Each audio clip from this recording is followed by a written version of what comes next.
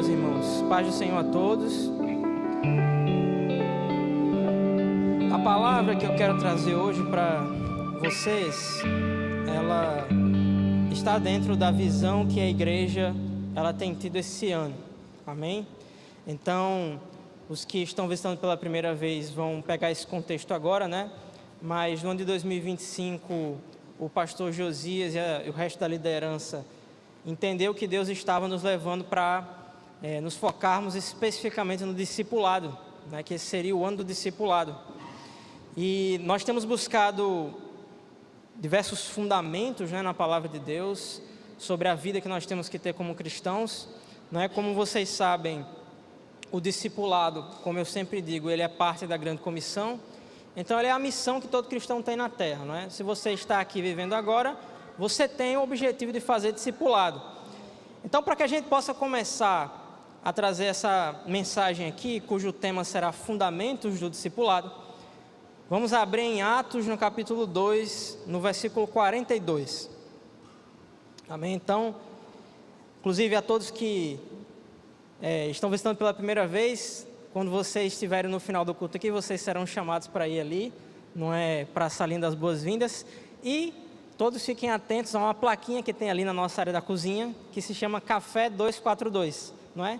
Inclusive essa é referência a essa passagem de Atos, né? O pastor Tássio e a pastora Camila entendiam que nós tínhamos que crescer no que nós vamos ver aqui hoje, né? Nessa passagem. Então, está escrito assim: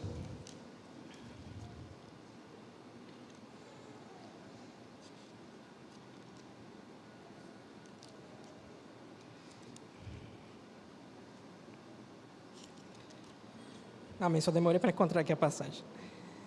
Eles se dedicavam ao ensino dos apóstolos e à comunhão, ao partir do pão e às orações. Amém.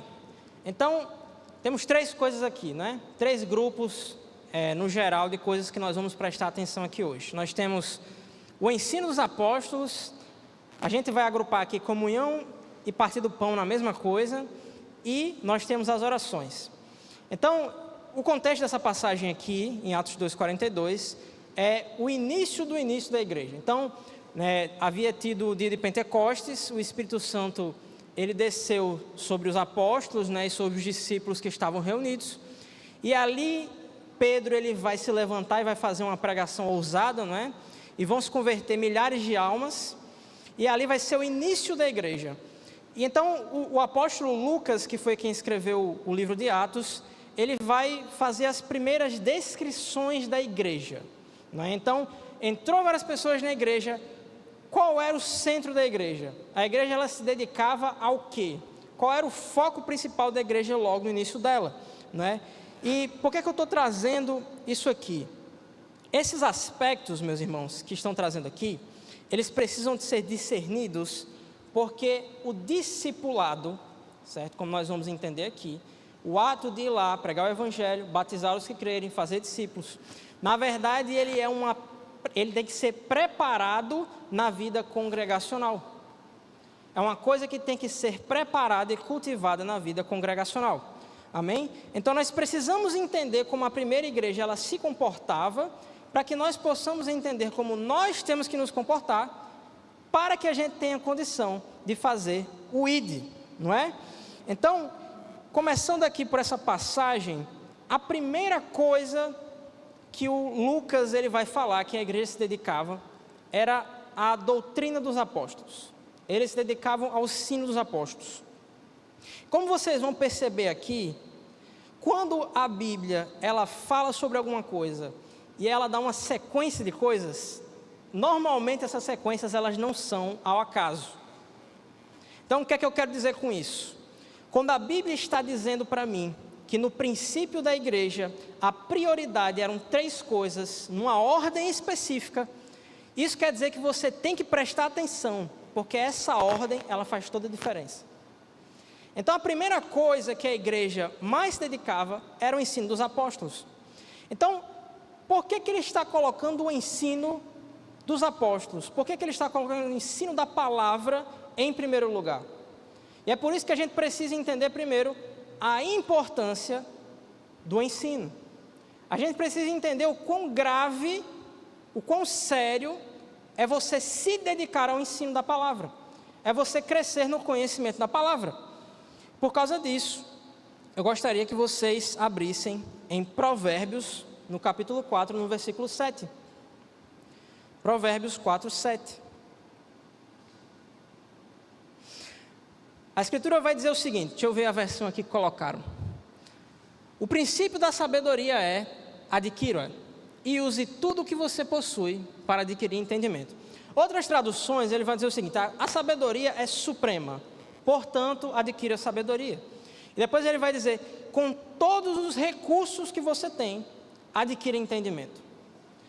Então, uma coisa que a gente precisa perceber, seja na nossa reunião aqui como igreja, seja no ato do discipulado, que nada mais é que você ensinar, não é? Quando você está na criação dos seus filhos, por exemplo, honrando o Dia dos Pais, né, que é hoje, o discipulado nada mais é que você assumir a postura de um pai para o seu discípulo. Então, a coisa mais importante que você precisa ter em mente é que você precisa entender. A igreja, ela pode se reunir para orar muito, ela pode se reunir para fazer muitas coisas, ela pode fazer obras de caridade, ela pode querer se dedicar a estar junta, a se alegrar junta, a fazer eventos, mas a coisa mais fundamental que existe, que não pode faltar em nada daquilo que fazemos, é entender a vontade de Deus.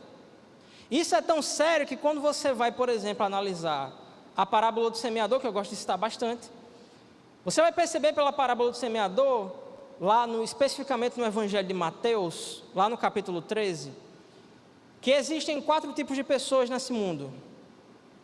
4 tipos de pessoas que recebem a palavra de Deus. Existe um tipo de pessoa que é o terreno do meio do caminho, existe aquele que é o terreno pedregoso, existe o terreno espinhoso, e existe também o solo fértil. E a Bíblia vai dizer que a comparação entre o primeiro, que é o que ouve à beira do caminho, e a palavra imediatamente é roubada dele, e aquele que ouve a palavra e dá frutos é o quê? É o entendimento. Então estudem a parábola do semeador. A diferença entre quem frutifica e a pessoa em que a palavra não faz diferença nenhuma é o entendimento. O entendimento é a coisa mais importante. Até mesmo, meus irmãos, se vocês forem lá para os filósofos, para os grandes homens da Grécia Antiga, por exemplo, você pegar ali Aristóteles, você vai ver lá na obra dele, Metafísica, né, que ele vai iniciar ali, se eu não me engano, no primeiro capítulo, falando: todos os homens por natureza desejam saber. Todo ser humano, ele precisa entender as coisas. Todo ser humano tem uma necessidade de compreensão. E a palavra vai deixar isso muito claro. Então, a primeira coisa que a gente precisa entender, na missão de discipular, na missão de fazer pessoas, formar o caráter de Cristo na vida das pessoas, é que tem que ser centrado em ensinar segundo a palavra de Deus. Amém? Então, vamos entender como o ensino, seja no discipulado, seja na igreja, seja na sua casa, na sua família, ele tem que ser. No que se constitui o ensino da palavra de Deus, né? Eu separei aqui 3 tipos de ensino, 3 coisas que têm de estar presentes na vida de uma pessoa que discipula. Tem que estar presentes na vida da igreja, cada membro com o outro. E a primeira coisa está em 2 Coríntios, no capítulo 1, no versículo 3. Eu vou usar o livro de 2 Coríntios aqui para tirar todas essas lições sobre ensino, certo? Então, 2 Coríntios 1, 3.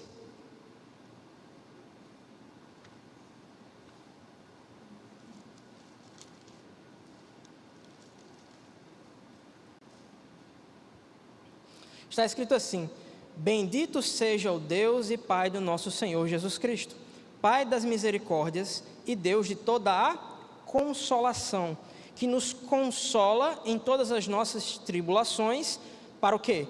Para que com a consolação que recebemos de Deus, nós possamos consolar os que estão passando por tribulações, pois assim como os sofrimentos de Cristo transbordam sobre nós, também por meio de Cristo transborda a nossa consolação. Se nós somos atribulados, é para a consolação e salvação de vocês. Se nós somos consolados, é para a consolação de vocês, a qual lhes dá paciência para suportarem os mesmos sofrimentos que nós estamos padecendo. Então, aqui no livro de 2 Coríntios, Paulo ele vai começar falando sobre um tipo de ensino, consolação. Todo cristão que ele deseja formar discípulos, todo líder que deseja liderar na igreja, todo pai que deseja cuidar de filhos, ele precisa entender uma coisa simples: você precisa ser consolador.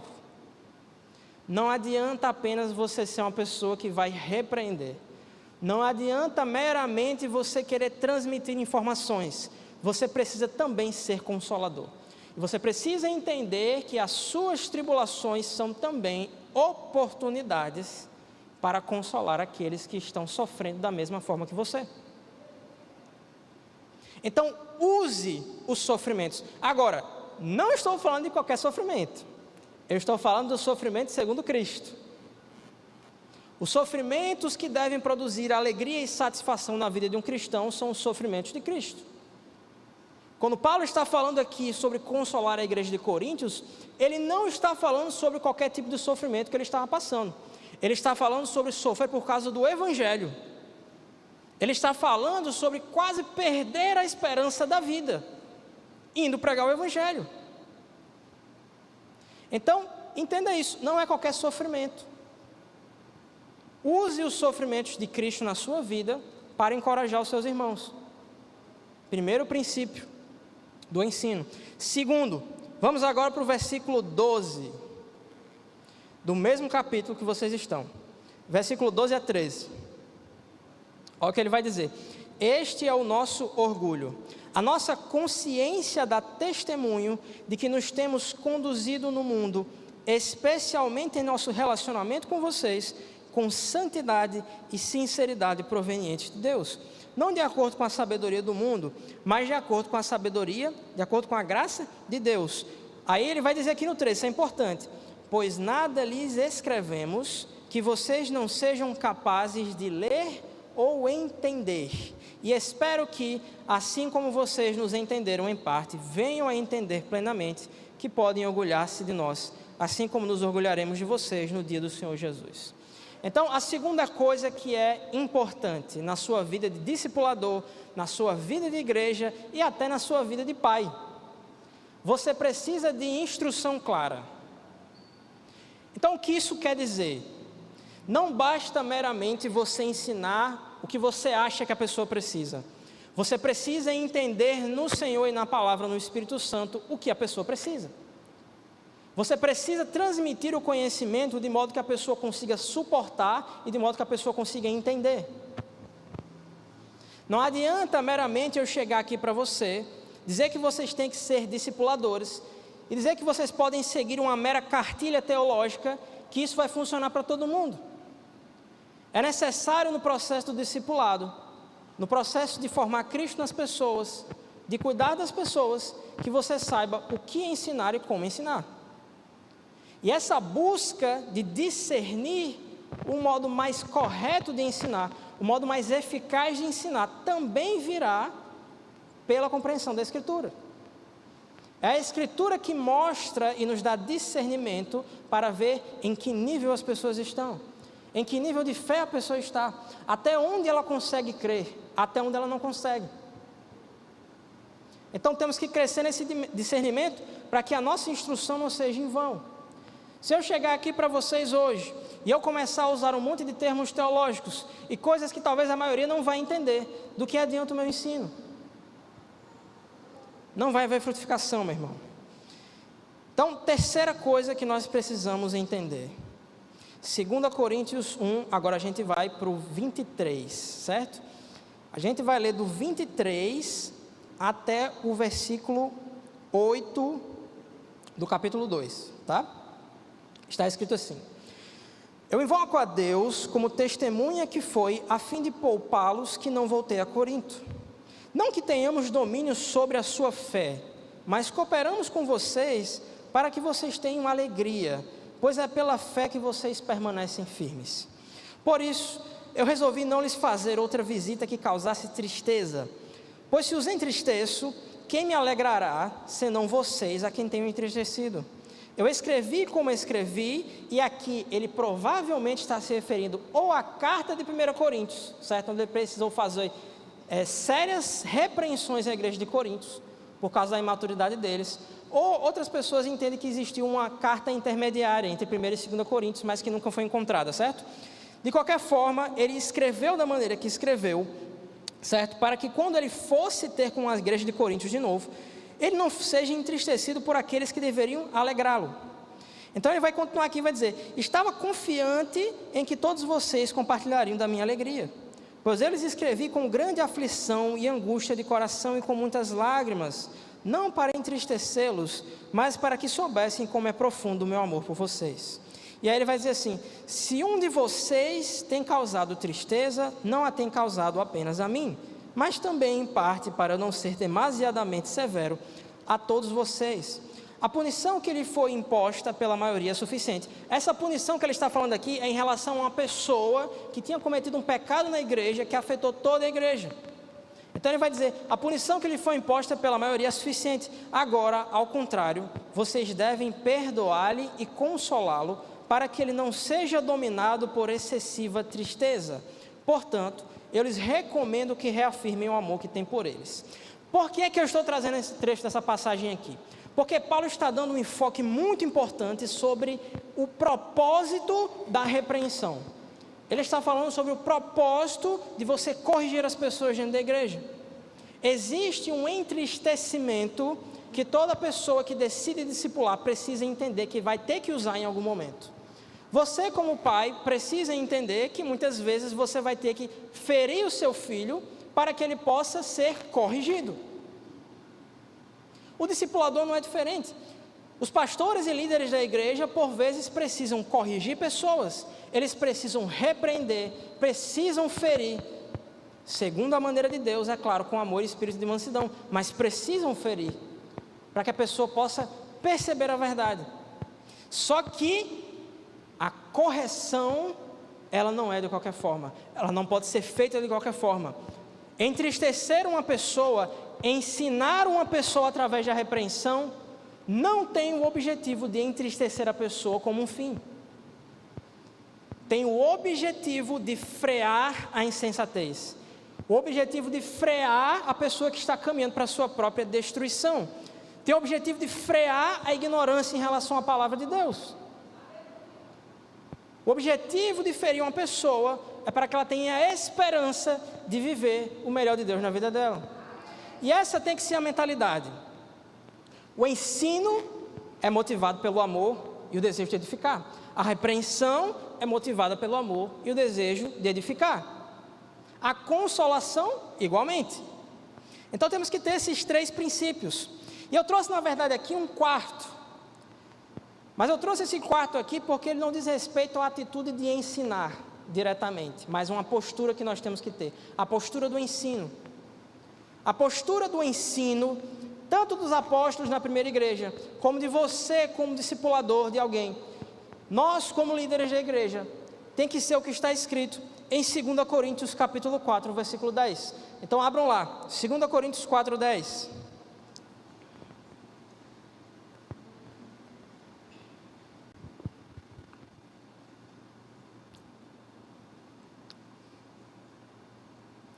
Está escrito assim: trazemos sempre em nosso corpo o morrer de Jesus, para que a vida de Jesus também seja revelada em nosso corpo. Pois nós, que estamos vivos, somos sempre entregues à morte por amor a Jesus, para que a sua vida também se manifeste em nosso corpo mortal. De modo que, em nós, atua a morte, mas em vocês atua a vida. Amém? Meu irmão, quando você lê essa passagem aqui, o que você precisa entender é que Paulo está falando sobre uma postura sacrificial. Uma postura sacrificial. Em nós opera a morte, em vocês opera a vida. Por que ele está falando isso? Porque as perseguições de Paulo, os açoites que ele sofria, as noites de sono que ele perdia, orando, intercedendo pela igreja, as noites que ele passava em claro, trabalhando para sustentar ele, para não ser um peso para as igrejas, essas coisas que ele fazia, ensinavam igualmente a igreja. Sobre o quê? Sobre o amor de Deus que é sacrificial. E nós que vamos discipular, você que vai sair dessa porta aqui da igreja, e amanhã, lá no seu trabalho, lá na sua escola, lá onde quer que você esteja, você precisa entender que assim como um pai cuida do seu filho, você também foi chamado para criar discípulos, para gerar discípulos. E os que são pais e mães aqui vão entender até mais do que eu isso aí, certo? Porque se a gente parar para refletir, é exatamente isso que Paulo fazia. Eu acho até interessante abrir esse parênteses. Eu vi, recentemente uma discussão lá na internet, lá no Instagram, que aconteceu, entre algumas pessoas ali, alguns teólogos, falando sobre a autoridade que Paulo tinha para ensinar sobre casamento, porque Paulo não era casado. Aí eu acho isso muito interessante. Por quê? Porque Paulo, Deus, ele opera na coerência, certo? Ninguém pode ensinar uma coisa que não vive, mesmo que seja um nível inicial. Paulo, ele só tinha autoridade, qualquer pessoa só tem autoridade para ensinar alguma coisa se ela consegue viver aquilo ali. Se ela não vive nada daquilo ali, é melhor nem tentar. Paulo, ele tinha autoridade para ensinar casamento. Por que ele tinha autoridade para ensinar sobre casamento? Porque Paulo vivia o propósito do casamento.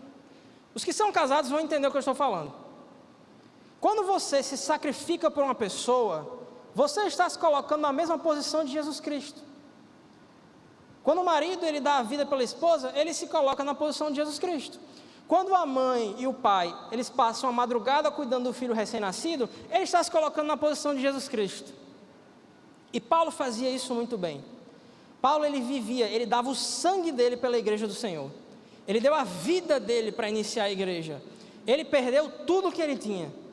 Ele tinha todos os ônus do casamento, mas nenhum bônus. Por isso ele tinha autoridade para falar sobre casamento. E por isso também, você, quando for discipular, precisa ter a mesma postura. O discipulado pleno, conforme a palavra de Deus, ele vai exigir de você sacrifício. Isso significa que as pessoas que eu discipulo, tem um aqui hoje, tem o Gustavo, eu vou gastar as minhas noites orando pelo Gustavo. Eu vou buscar ensinar o Gustavo, seja consolando, instruindo ou repreendendo. Amém, Gustavo? Amo você, meu irmão. Mas tem que ter essa postura de sacrifício. Entenda isso, amém?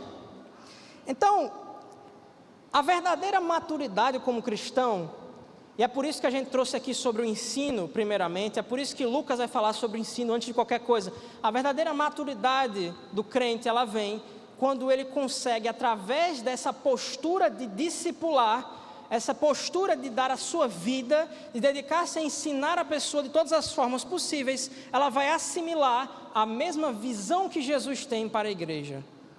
Você nunca vai conseguir entender o que Jesus tem para a igreja, enquanto você não se colocar na posição de se sacrificar pelo seu próximo. Você não consegue, não entra na tua cabeça. Amém? Então busque essa maturidade.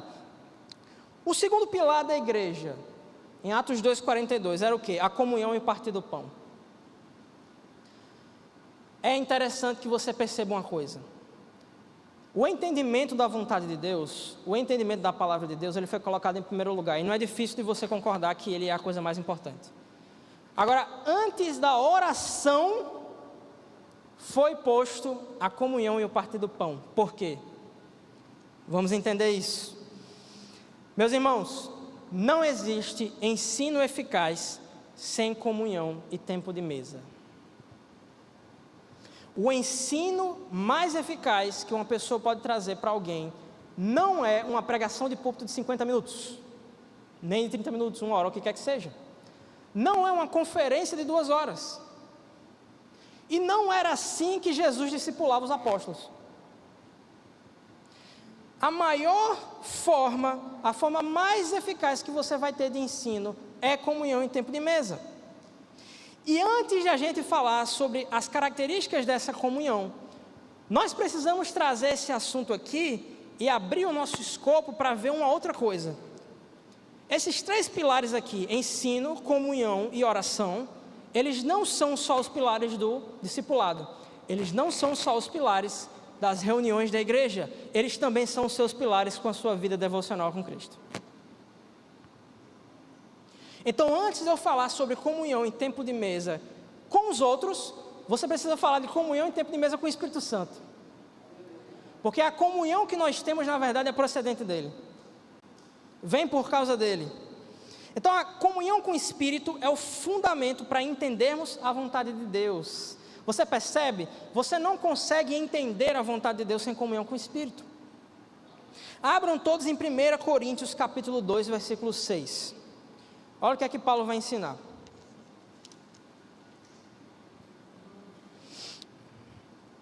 Entretanto, falamos de sabedoria entre os que já têm maturidade, ou então entre os que já são perfeitos, completos, certo? Mas não da sabedoria dessa era, ou dos poderosos desta era, que estão sendo reduzidos a nada. Ao contrário, falamos da sabedoria de Deus, do mistério que estava oculto, o qual Deus pré-ordenou antes dos princípios das eras, para a nossa glória. Nenhum dos poderosos desta era o entendeu, pois se o tivessem entendido, não teriam crucificado o Senhor da glória. Todavia, como está escrito, olho nenhum viu, ouvido nenhum ouviu, mente nenhum imaginou o que Deus preparou para aqueles que o amam, mas Deus o revelou a nós por meio do Espírito. O Espírito sonda todas as coisas, até mesmo as coisas mais profundas de Deus. Pois quem conhece os pensamentos do homem, a não ser o Espírito do homem que está nele? Da mesma forma, ninguém conhece os pensamentos de Deus, a não ser o Espírito de Deus. Nós, porém, não recebemos o Espírito do mundo, mas o Espírito procedente de Deus, para que entendamos as coisas que Deus nos deu gratuitamente. E delas também nós falamos, não com palavras ensinadas pela sabedoria humana, mas com palavras ensinadas pelo Espírito, interpretando verdades espirituais para os que são espirituais. Quem não tem o Espírito não aceita as coisas que vêm do Espírito de Deus, pois lhes são loucura e não é capaz de entendê-las, porque elas são discernidas espiritualmente. Mas quem é espiritual discerne todas as coisas, e ele mesmo por ninguém é discernido, pois quem conheceu a mente do Senhor para que possa instruí-lo? Mas nós temos a mente de Cristo. Por que eu li esse trecho tão grande? Para enfatizar a mensagem que está sendo transmitida aqui. É por meio do Espírito Santo, logo é por meio da comunhão com o Espírito Santo que você pode entender, e é por meio da comunhão com o Espírito Santo que você pode ter comunhão com os outros. Essa é a base, esse é o fundamento. Não espere que você vai crescer no conhecimento da palavra de Deus se você não tem intimidade com o Espírito Santo.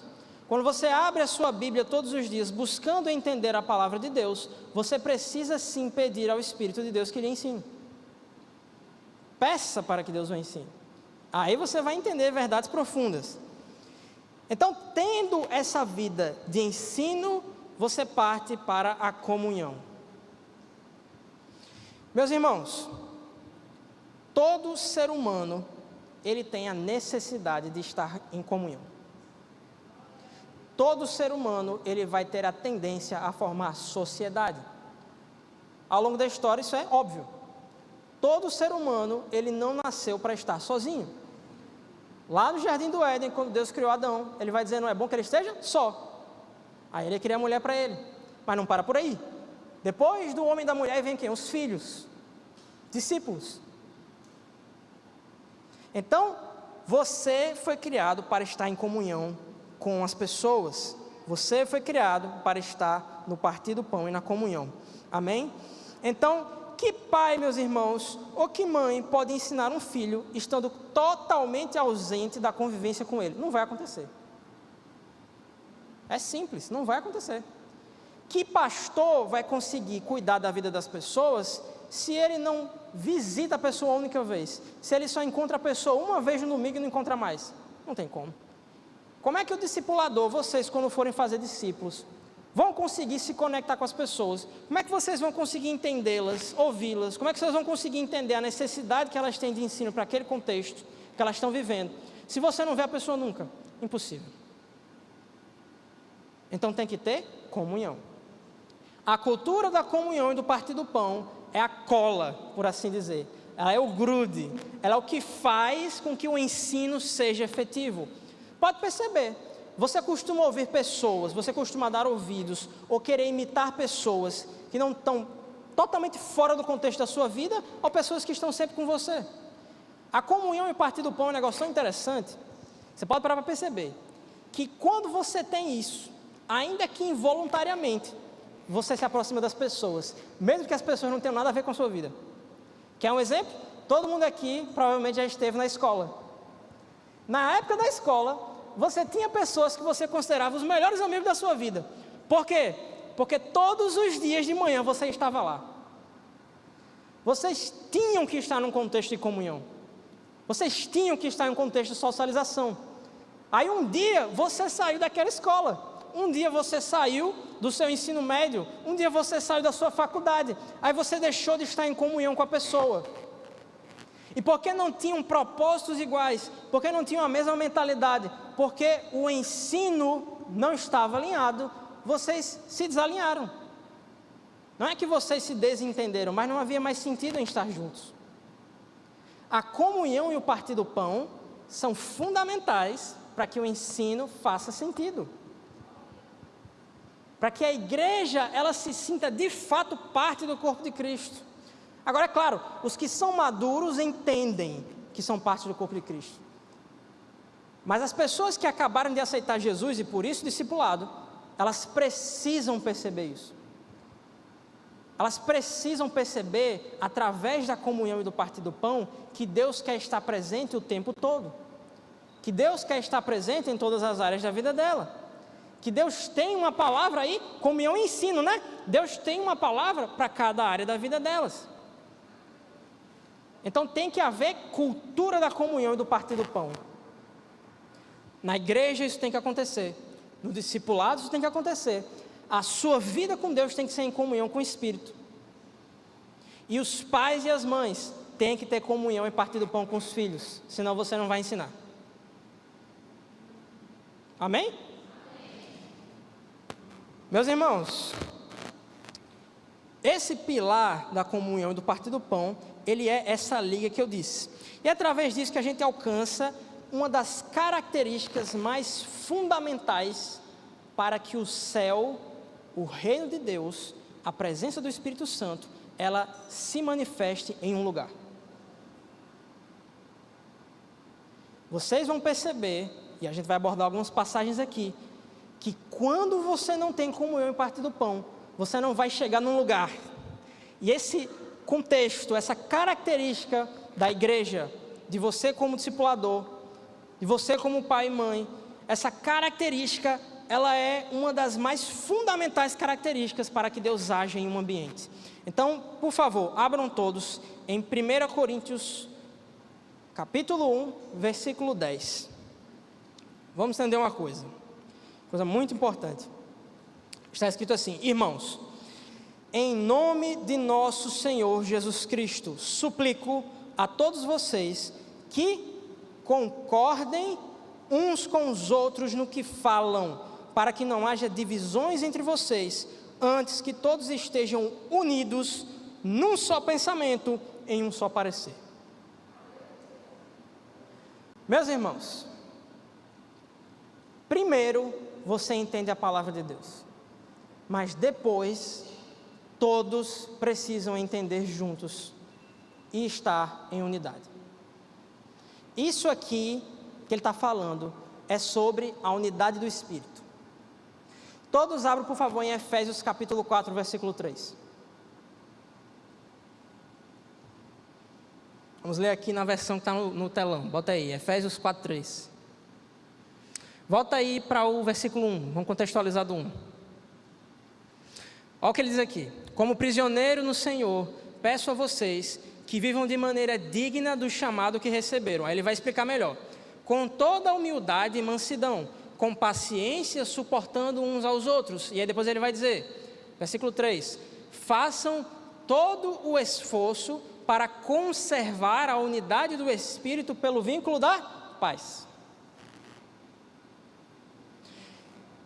Todo e qualquer lugar aonde você tem uma igreja, aonde você tem um discipulador e seu discípulo, onde você tem uma família, o que quer que seja, onde as pessoas não concordam umas com as outras, onde as pessoas não têm um só parecer sobre as coisas, onde as pessoas não têm um só pensamento, você vai ter desunidade, você vai ter divisão. E qual é o problema? O problema está em Tiago 3,16. Abra aí em Tiago 3,16.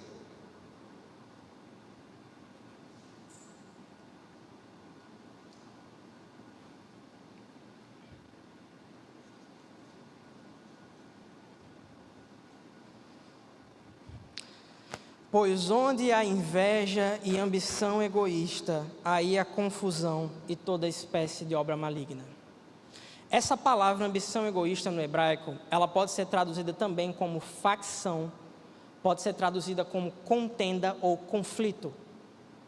Em outras palavras, desunidade. A Escritura, ela fala muito sério sobre a unidade, meus irmãos. Não precisa abrir aqui para não ficar extenso, mas eu citei 1 Coríntios 1,10, Filipenses 2, versículo 2, Romanos 15, versículo 5, 1 Pedro, capítulo 3, versículo 8 e Efésios 4, 3 são alguns que falam sobre isso, sobre concordar uns com os outros.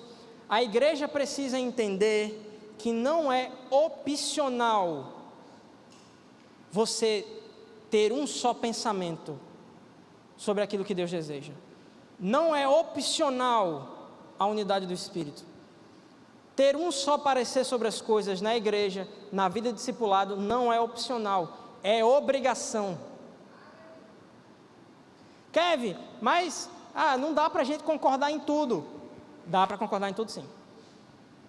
A igreja conseguia cumprir isso aí, a primeira igreja conseguia. Aí o que é que tem que acontecer? A coisa mais importante é o quê? Ensino. A primeira igreja entendia e levava muito a sério o ensino da vontade de Deus. Eles tinham um posicionamento firme. Igreja que tem comunhão e partir do pão, mas não tem posicionamento firme de palavra de Deus, ela não vai crescer. E se crescer, ela vai encher de divisão dentro dela. Porque não há postura clara. Então você que discipula, você que cria filhos, tem uma postura clara. Estude a palavra de Deus. Tem uma postura firme, tem uma lei clara sobre aquilo que Deus deseja. Não negligencie isso. As pessoas precisam entender claramente qual é a vontade de Deus. Aqui nessa igreja, ninguém vai subir nesse púlpito aqui para dizer que Deus coloca doença em ninguém. Não vai. Você crê desse jeito? Tudo bem, aqui não é o seu lugar. Nessa igreja aqui, nós não aceitamos que ninguém se levante para dizer que Deus utiliza as estratégias do diabo para moldar pessoas. Não adianta. Aqui nessa igreja, nós entendemos que salvação, ela se perde. Nós entendemos que você tem que lutar pela sua fé. Aqui nessa igreja, nós não acreditamos que Deus faz, Ele é o responsável por tudo o que acontece nesse mundo, não, o mundo jaz no maligno. A gente tem posicionamento claro sobre isso. Você precisa ter um posicionamento claro sobre o que você acredita. Amém? Tem que haver posicionamento claro. Então, com a comunhão haverá unidade. O céu não se manifesta em lugares onde as pessoas estão divididas. Jesus, ele vai dizer, a mesma coisa está relatada em 3 evangelhos, os evangelhos sinóticos. Mateus 12, 25. Pode abrir aí, Mateus 12, 25. Ele vai dizer exatamente a mesma coisa em Marcos 3, 24 e em Lucas 11, 17. Ele vai dizer que toda casa dividida, ela não subsistirá. Todo reino dividido contra si não subsistirá. Não pode haver divisão. O mais interessante é que isso aí é num contexto onde as pessoas diziam, sabe o quê? Que o que Jesus estava fazendo é pelo espírito do diabo. Aí você querer atribuir a Deus as obras do diabo. Fica a dica, para você que gosta de ficar dizendo que Deus usa de estratégias do diabo, né? Para moldar as pessoas. Muito cuidado. Aonde existe divisão, ali é a operação plena de Satanás. Então, nós temos que entender que é uma missão nós vivermos juntos, como igreja e como os discipuladores, com os nossos discípulos. Busque viver junto. Não se contente meramente em vir para a igreja no domingo e na quarta-feira. Ah, porque está muito pesado. Meu amigo, em Atos, eles viviam juntos. Em Atos a coisa era tão séria, a comunhão e a unidade era tão séria, que eles não consideravam nada como sendo deles. Eles vendiam o que tinham e eles entregavam aos apóstolos para que todos fossem supridos nas suas necessidades. Não haviam pobres no meio deles. Em cumprimento ao que a lei ordenava lá em Deuteronômio. Não deveriam haver pobres no meio do povo de Deus. Tamanha era a unidade que eles tinham. E aí então, entendendo isso, é que nós vamos para o terceiro pilar, a oração. A oração é a verdadeira batalha. E você não pode ir para uma batalha, se você não está preparado. Caso contrário, você será destruído. Meus irmãos, de todas as coisas que a Bíblia vai dizer que nós precisamos estar nos dedicando, praticando, fazendo, a oração é a única que é dita que você tem que fazer em todas as situações, em todas as circunstâncias, que você deveria orar o tempo todo, que você deveria estar continuamente orando. Abram, por favor, em Atos 6, versículo 4.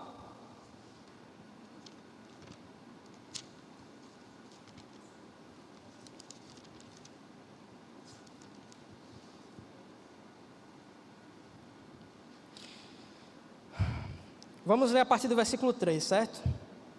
Para dar mais contexto. Irmãos, escolham entre vocês 7 homens de bom testemunho, cheios do Espírito Santo e de sabedoria. Passaremos a eles essa tarefa e nos dedicaremos à oração e ao ministério da palavra. O que aconteceu aqui? Quando a igreja de Atos ela cresceu demais, chegou um momento em que os apóstolos que iniciaram a igreja, eles estavam tendo que ter atribuições demais. Eles tinham coisas demais para fazer. Hoje, inclusive, a gente vai ter a ordenação dos diáconos, né? A gente vai ter a ordenação de diáconos. Foi exatamente por causa disso que os diáconos foram levantados. Os diáconos foram levantados na primeira igreja, para que o apostolado pudesse se dedicar às coisas mais importantes que existem para uma liderança de igreja e para você como discipulador: a oração e ao ensino da palavra de Deus. Essas duas coisas, juntos ali no contexto da unidade, no contexto da comunhão, essas duas coisas são os pilares de qualquer igreja, são os pilares da sua vida com Cristo. A oração é muito importante, meus irmãos. Por exemplo, abram em Atos 13, versículo 2, versículos 2 a 3.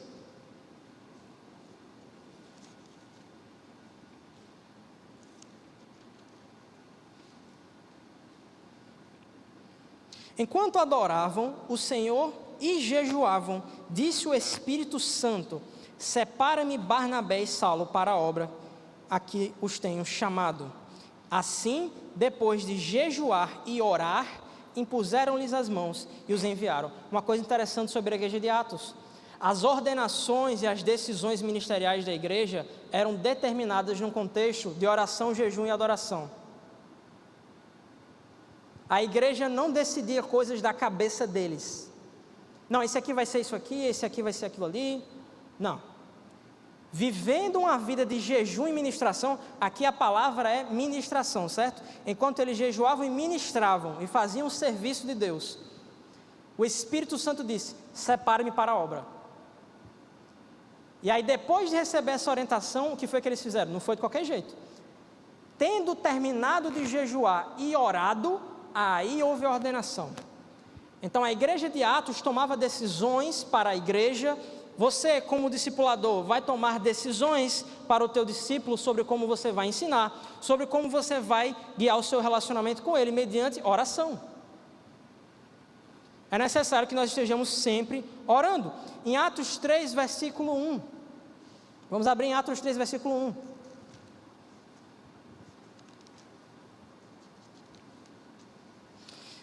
Certo dia, Pedro e João estavam subindo ao templo na hora da oração, às 3 horas da tarde. Estava sendo levado para a porta do templo, chamada Formosa, um aleijado de nascença, que ali era colocado todos os dias para pedir esmolas aos que entravam no templo.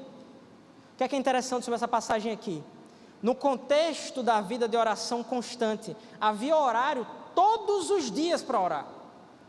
E foi nesse contexto de subindo para o caminho da oração, é que eles encontram aquele aleijado. E a gente sabe né, se vocês continuarem lendo, que ele será curado e ele vai se converter. Então nós precisamos nutrir a oração. Nós temos Romanos 12:12, temos que perseverar na oração. Colossenses 4:2, temos que nos dedicar à oração. 1 Tessalonicenses 5:17, temos que orar continuamente. Em Judas 1:20, nós temos que nos edificar na santíssima fé em Cristo. Isso se faz como? Orando no Espírito Santo, é o que ele vai dizer. 1 Pedro 4:7, ele vai dizer, é por meio da oração que nós ficamos alertas. Então a oração é o posicionamento de batalha. O cristão, ele guerreia junto com Deus, contra o diabo, contra o mundo, contra o pecado, a favor daquilo que Deus tem aqui na terra, orando. E é por essa razão que os 2 primeiros pilares que eu falei aqui, eles são tão importantes. É por isso que você tem que nutrir eles tanto na sua vida. Por quê? Porque quando você se aprofunda na Escritura, quanto ao que ela fala sobre a oração, nós vamos entender uma coisa muito importante. A oração segundo a vontade de Deus é a oração eficaz. O único jeito, meu irmão, da sua oração, Deus ele dar ouvidos à tua oração, de Deus ele dar ouvidos à oração que a igreja faz quando está reunida, de Deus ouvir a oração que você faz quando você está discipulando alguém pela vida de alguém, é que essa oração esteja de acordo com a vontade de Deus. Parece simples, só que quando você tem isso num contexto de reunião congregacional, se as pessoas não sabem o que Deus deseja, e se as pessoas não concordam umas com as outras, o que é que vai acontecer com a vida de oração? Ela vai ficar infrutífera, as suas orações não serão ouvidas. Então a igreja de Atos, quando ela se reunia para orar, ela entendia claramente qual era a vontade de Deus. A igreja de Atos estava pedindo coisas a Deus de acordo com a vontade de Deus. E todos eles desejavam a mesma coisa. Quando você tem essas duas coisas acontecendo no ambiente, quando você tiver isso dentro da sua casa, quando você tiver isso dentro do seu trabalho, quando você estiver discipulando pessoas, quando a gente tem isso dentro da nossa igreja, aí você vai ver o céu descer. Para o céu descer, meus irmãos, como as pessoas tanto querem, para o Espírito Santo de Deus ele fazer um mover sobrenatural que as pessoas querem, para que a nossa igreja ela seja como aquela igreja de Atos, onde os milagres eles eram quase que espontâneos, onde o mover sobrenatural acontecia o tempo todo, para que você viva essa atmosfera do céu, por assim dizer, e você possa externalizar isso para os outros, você precisa estar nesses 3 pilares. Então, entenda a vontade de Deus. Esteja em unidade com Deus e com os outros. Esteja em unidade com Deus e com a sua igreja. Esteja em unidade com a tua liderança. Filhos, esteja em unidade com seus pais. Pais, busquem instruir os filhos no Senhor, para que eles estejam em unidade com vocês. Você que discipula, busque estar em unidade com o teu discípulo. E então orem, e vocês vão ver o poder de Deus se manifestar. Não é no relógio de oração aqui na segunda-feira, quando nós nos reunimos aqui para orar, se nós não temos comum acordo, se nós não temos entendimento do que Deus deseja, e se nós não temos o mesmo objetivo, a nossa oração será ineficaz. É necessário que isso aconteça. Fundamente a sua vida nisso, conheça a vontade de Deus, esteja em unidade com o Senhor e persevere na oração de acordo com a vontade de Deus. Amém? Então, o louvor pode subir, vamos orar. Pai, em nome de Jesus, obrigado, Senhor, pela Tua palavra, obrigado pelo entendimento da Sua vontade, Pai. Nos ajude, Senhor, a entendermos como temos que pautar nossa vida para que o Senhor nos use conforme a Tua vontade. Em nome de Jesus, edifica a Tua igreja, nos faz viver conforme o Senhor se agrada, nos faz buscar o Teu reino e as características do Teu reino acima de qualquer coisa. Em nome de Jesus, continua ministrando aos nossos corações nessa noite e durante essa semana, Pai. Em nome de Jesus, Senhor, nos faz trazer você, Espírito Santo, para perto, para que nós possamos entender a Tua palavra. Edifica a nossa vida de oração, nos ajude a estar em unidade uns com os outros, Nos ajuda a cultivar a paz uns com os outros. Nos ajuda, Senhor, a termos comum acordo, a entendermos as coisas da mesma forma, a não haver desunidade no nosso meio. Abençoa também as famílias que estão aqui, os pais que estão aqui. Abençoa para que cada casa também viva os pilares do ensino, viva os pilares da oração e da comunhão e do partir do pão. Em nome de Jesus, manifesta o teu reino em nosso meio, em todos os momentos. E é assim que nós oramos e te agradecemos, Senhor. Amém.